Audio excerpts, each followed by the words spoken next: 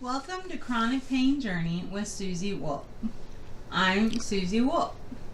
Today we're going to be talking about OCD and chronic pain or illness. But before we get started, I'd appreciate it if you would please hit that thumbs up. And if you haven't done it yet, hit that subscribe button. I'm still pushing for those 100 subscribers. We're getting closer every week. But we're at a crawl and we need to be at a race. Before I got sick, I was a total neat freak and my house was spotless.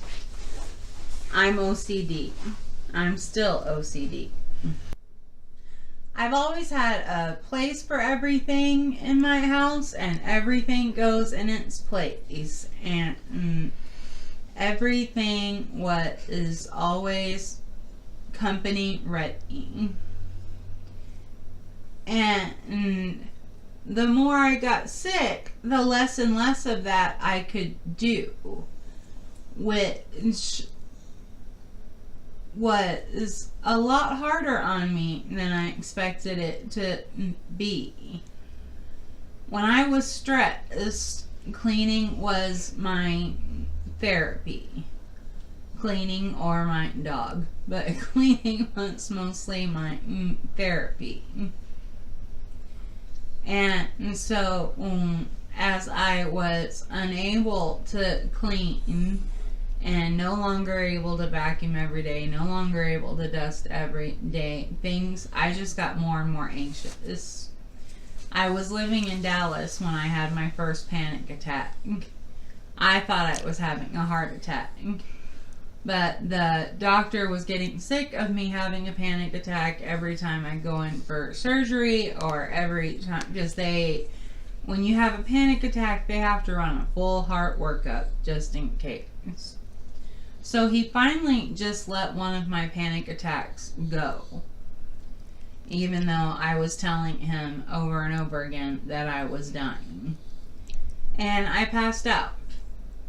And I learned that was the worst thing that could happen during a panic attack, is that you hyperventilate so much that you pass out. And when you pass out, you return to normal breathings and everything is okay. Unfortunately, learning that did not take care of the nightmares or the crying spells. When I moved to Iowa, I got on some anti-anxiety medication that I took when I felt that anxiety starting to stir. That worked really well and everything was under control anxiety-wise. About halfway through the tapering off that we've talked about, I started having all of my panic symptoms again. The nightmares were back. The crying spells were back. To be honest, they're not completely under control. And the panic attacks were back. My doctor put me on a second medication that instead of taking as my symptoms would start, I take it every morning. And it gets in your system like an antidepressant, which I've also had to take at certain points, but we'll cover depression at a different time. And it took a couple weeks to work, but it really did make a huge difference. But none of these anti-anxiety medications took away my OCD. One of the things I'm pickiest about is laundry. I have a very certain way that I do laundry. The way I wash clothes, the way I dry clothes, the way I hang up clothes, the way I fold clothes, the way I put them away in drawers. I have a very specific system.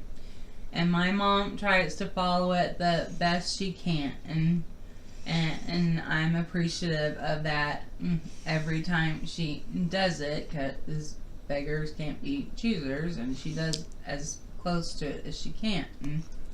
But it's still not me doing it, and it's still not my system. It's really hard to sit and watch someone clean your house and never do it the same way twice. My mother is not OCD. Recently, the company that kind of takes care of my needs around here finally got a housekeeper approved, and she started a couple of weeks ago. And as I told you already, I am a smoker trying to quit. I'm working a system. And the first week she was here, she did a deep scrub on the kitchen. Most of the kitchen. She didn't get to finish, but she made my stove white again. She made my refrigerator white again. It was amazing. Last week she finished the kitchen and started on the master bathroom. It's just amazing the difference she's making. And as much as I love that she's deep cleaning our house, it still bothers me that it's not me doing it. I'm very into planning.